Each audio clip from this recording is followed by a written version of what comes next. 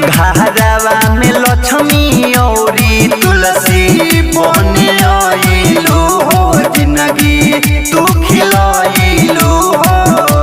तो सभी में जाके नाम चमकाइलू राजन बहिनी हैप्पी बर्थडे टू यू।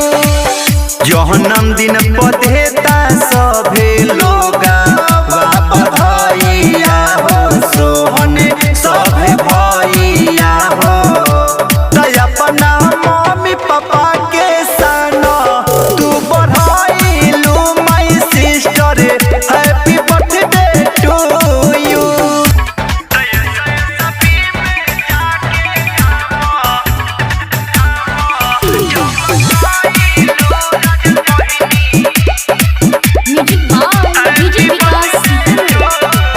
घरवा में लक्ष्मी औरी तुलसी बने आइलू हो जिंदगी तू खिलाइलू हो।